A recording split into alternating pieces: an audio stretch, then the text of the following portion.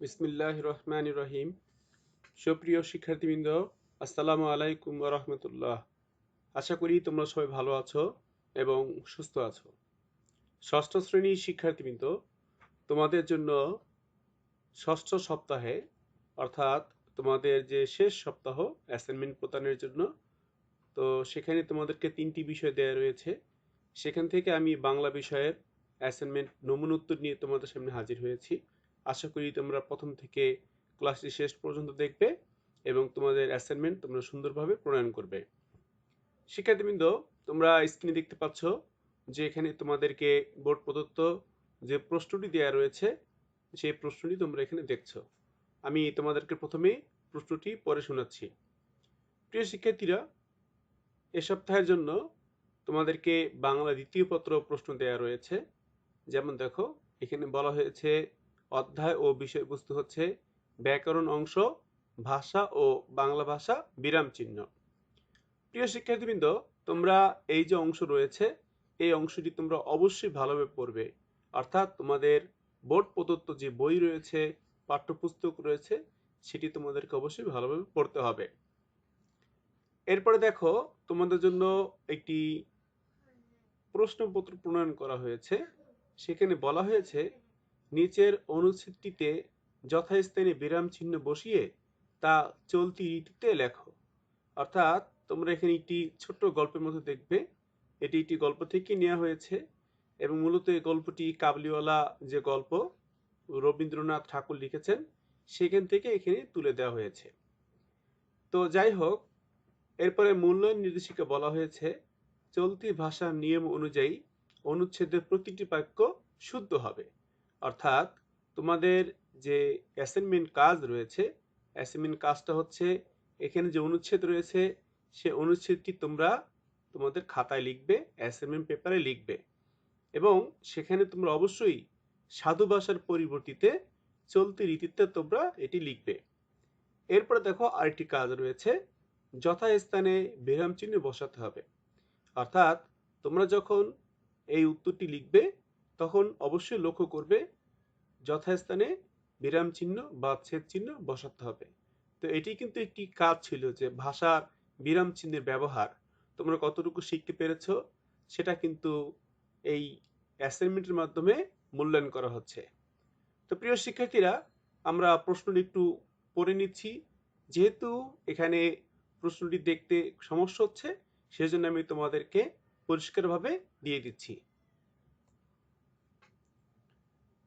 শিক্ষার্থীবৃন্দ লক্ষ্য করো, এখানে তোমাদের প্রশ্নটি আমি এখানে দিয়ে দিয়েছি এবং তোমরা নিশ্চয়ই লক্ষ্য করছো যে কিছু কিছু শব্দ রয়েছে যেগুলো আমি ইয়েলো কালার অর্থাৎ হলুদ কালার মার্কার দিয়ে মার্কিং করে দিয়েছি। এর কারণ হচ্ছে এই শব্দগুলো এখানে সাধু ভাষা লেখা রয়েছে, এগুলোকে পরিবর্তন করে চলিত রীতিতে লিখতে হবে। তো এই জন্যই মূলত এটি কালার করে দিয়ে দিয়েছি। প্রিয় শিক্ষার্থীরা, তোমরা যখন অ্যাসাইনমেন্টটি প্রণয়ন করবে তখন তোমরা অবশ্যই অ্যাসাইনমেন্ট পেপারের যে নিয়ম সেই নিয়মগুলো অবশ্যই ফলো করবে, অনুসরণ করবে। যেহেতু তোমরা প্রায় 1 মাস যাবৎ অ্যাসাইনমেন্ট প্রণয়ন করছো, আমি আশা করি তোমরা অবশ্যই সুন্দরভাবে সেটি লিখতে পারবে। আজকে যে বাংলা বিষয়ের অ্যাসাইনমেন্ট রয়েছে সেখানে তোমরা বিষয় হিসেবে লিখবে বাংলা ব্যাকরণ এবং এটি তোমরা জানো যে ষষ্ঠ সপ্তাহ সেটি উল্লেখ করতে পারো এবং সাথে সাথে অ্যাসাইনমেন্ট নাম্বার 2 অর্থাৎ বাংলা বিষয়ের অ্যাসাইনমেন্ট নাম্বার 2 বা নির্ধারিত কাজ 2 সেটা তোমরা লিখে নিতে পারো। এরপরে যে মূল যে টপিক বা টাইটেল শিরোনাম সেটা তোমরা দিবে ব্যাকরণ অংশ, ভাষা ও বাংলা ভাষা, বিরাম চিহ্ন। আমার মনে হয় তোমরা এটি লিখে শুরু করতে পারো। শিক্ষার্থীবৃন্দ, এবার আমি তোমাদেরকে প্রশ্নটি একটু বুঝিয়ে দিচ্ছি, এরপরেই তোমাদেরকে উত্তরটি দিয়ে দিব এবং তোমাদেরকে অবশ্যই বুঝিয়ে দেওয়া হবে। লক্ষ্য করো, বলা হয়েছে নিচের অনুচ্ছেদটিতে যথাস্থানে বিরাম চিহ্ন বসিয়ে তা চলতি রীতিতে লেখো। তার মানে 2টি কাজ করতে হবে।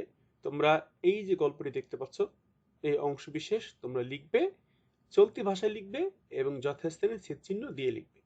তো আমি তোমাদেরকে প্রথমে সাধু ভাষার যে বিষয়গুলো রয়েছে, শব্দগুলো রয়েছে, সেগুলো তোমাদেরকে বুঝিয়ে দিচ্ছি এবং তারপরে বিরাম চিহ্ন সহ উত্তরটি দিয়ে দিব। দেখো, এখানে বলা রয়েছে সকালবেলায় আমার নোভেলের সপ্তদশ পরিচ্ছেদে হাত দিয়েছি এমন সময় মিনি আসিয়াই আরম্ভ করিয়া দিল, বাবা, রামদয়াল দারোয়ান কাকাকে কৌয়া বলেছিল। সে কিছু জানে না?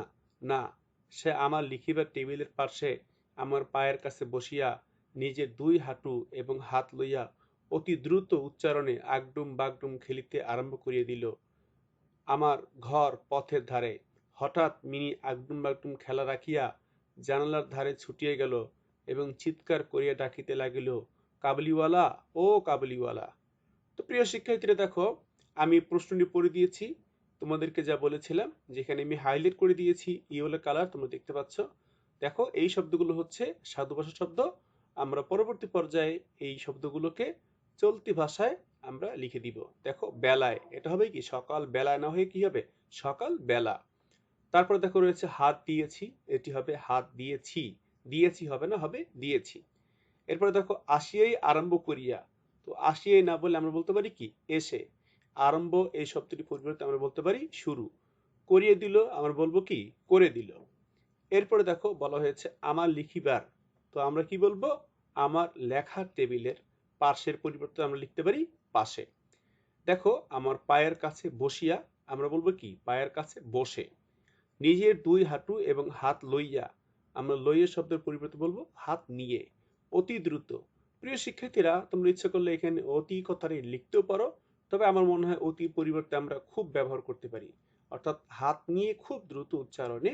তারপরে দেখো খেলিতে, খেলিতে মানে হচ্ছে খেলতে, আরম্ভ মানে শুরু, করিয়া মানে হচ্ছে করে, রাখিয়া মানে হচ্ছে রেখে, ছুটিয়া মানে হচ্ছে ছুটে, করিয়া মানে হচ্ছে করে, ডাকিতে মানে হচ্ছে ডেকে, লাগিলে মানে হচ্ছে লাগলো। তো দেখো, আমি তোমাদেরকে প্রশ্নটি পড়ে দিলাম, এবারে উত্তরটি দিয়ে দিচ্ছি। এবং উত্তর মধ্যে তোমরা নিশ্চয়ই লক্ষ্য করবে যে উপরে যে সাধু ভাষা শব্দগুলো ছিল, সেই সাধু ভাষা শব্দগুলো পরিবর্তন করা হয়েছে এবং সাধু ভাষা শব্দ পরিবর্তন করে এখানে চলিত ভাষা শব্দ লেখা রয়েছে।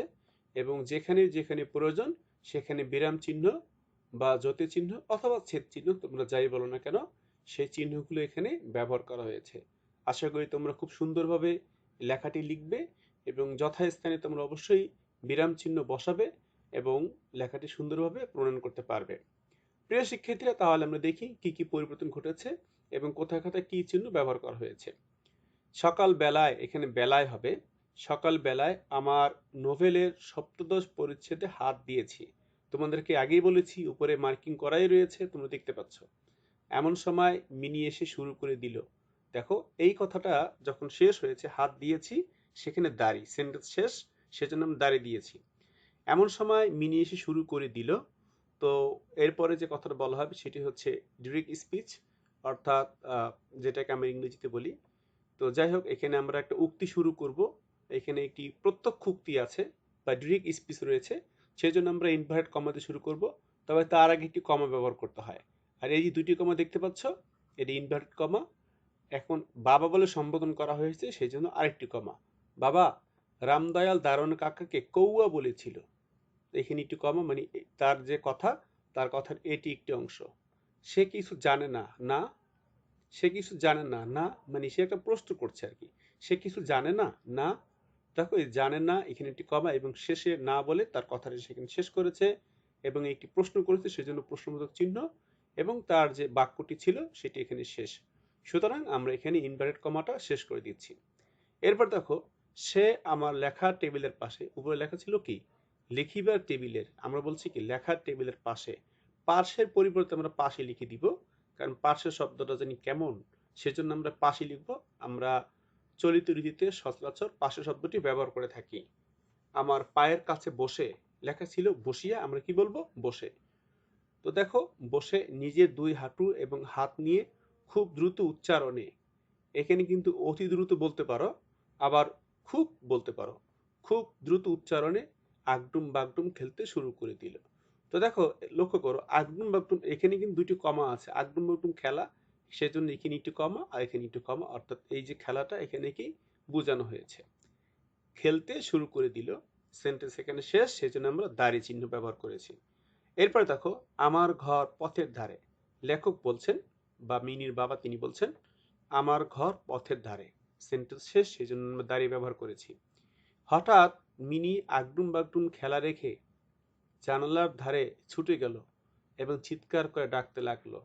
এই যে ডাকতে লাগলো, যে কথাটা বলা হবে, যে উক্তিটি, সেটি একটি প্রত্যক্ষ উক্তি, সেজন্য আমরা এখানে কমা ব্যবহার করে সেই উক্তি লিখে দিচ্ছি। কাবুলিওয়ালা একবার ডেকেছে, সেজন্য আমরা কমা ব্যবহার করলাম, ও কাবুলিওয়ালা। তো এরপরে কিন্তু তার সেন্টেন্সটি শেষ, সেজন্য আমরা দাঁড়িয়ে ব্যবহার করেছি, এবং তোর উক্তি শেষ, সেজন্য আমরা এটি ব্যবহার করে দিয়েছি। তো প্রিয় শিক্ষার্থীরা, তোমাদের জন্য কিন্তু খুব সহজ একটি কাজ দেয়া রয়েছে। আশা করি তোমরা ক্লাসটি উপভোগ করতে পেরেছো।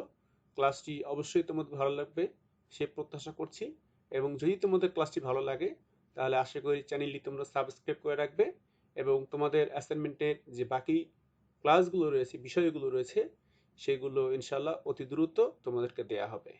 তোমরা সবাই ভালো থেকো, সুস্থ থেকো, এই প্রত্যাশা করে এখানেই শেষ করছি। আল্লাহ হাফেজ।